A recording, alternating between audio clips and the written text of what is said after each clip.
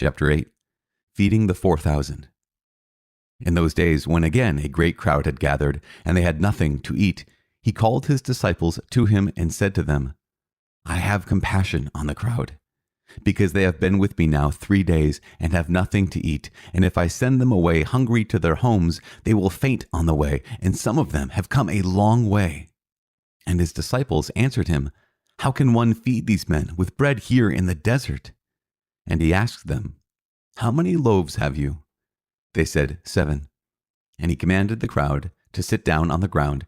And he took the 7 loaves, and having given thanks, he broke them, and gave them to his disciples to set before the people, and they set them before the crowd. And they had a few small fish, and having blessed them, he commanded that these also should be set before them. And they ate, and were satisfied, and they took up the broken pieces left over, 7 baskets full. And there were about 4,000 people, and he sent them away. And immediately he got into a boat with his disciples, and went to the district of Dalmanutha. The demand for a sign. The Pharisees came and began to argue with him, seeking from him a sign from heaven to test him. And he sighed deeply in his spirit and said, Why does this generation seek a sign? Truly, I say to you, no sign shall be given to this generation. And he left them, and getting into the boat again, he departed to the other side. The leaven of the Pharisees and of Herod. Now they had forgotten to bring bread, and they had only 1 loaf with them in the boat. And he cautioned them, saying, Take heed, beware of the leaven of the Pharisees and the leaven of Herod. And they discussed it with one another, saying, We have no bread. And being aware of it, Jesus said to them, Why do you discuss the fact that you have no bread? Do you not yet perceive or understand? Are your hearts hardened? Having eyes, do you not see? And having ears, do you not hear? And do you not remember? When I broke the 5 loaves for the 5,000, how many baskets full of broken pieces did you take up? They said to him, 12. And the 7 for the 4,000, how many baskets full of broken pieces did you take up? And they said to him, 7. And he said to them, Do you not yet understand?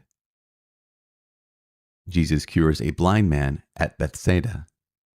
And they came to Bethsaida, and some people brought to him a blind man and begged him to touch him. And he took the blind man by the hand and led him out of the village. And when he had spit on his eyes and laid his hands upon him, he asked him, Do you see anything? And he looked up and said, I see men, but they look like trees walking. Then again he laid his hands upon his eyes, and he looked intently and was restored and saw everything clearly. And he sent him away to his home, saying, Do not even enter the village. Peter's declaration that Jesus is the Christ. And Jesus went on with his disciples to the villages of Caesarea Philippi.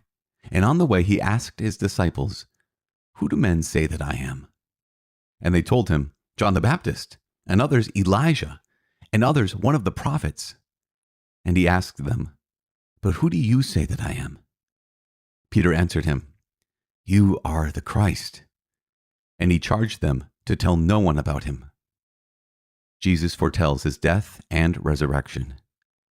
And he began to teach them that the Son of Man must suffer many things, and be rejected by the elders and the chief priests and the scribes, and be killed, and after 3 days rise again. And he said this plainly. And Peter took him and began to rebuke him. But turning and seeing his disciples, he rebuked Peter and said, Get behind me, Satan, for you are not on the side of God, but of men. And he called to him the multitude with his disciples and said to them, If any man would come after me, let him deny himself and take up his cross and follow me. For whoever would save his life will lose it, and whoever loses his life for my sake and the gospel's will save it. For what does it profit a man to gain the whole world and forfeit his life? For what can a man give in return for his life? For whoever is ashamed of me and of my words in this adulterous and sinful generation, of him will the Son of Man also be ashamed, when he comes in the glory of his Father with the holy angels.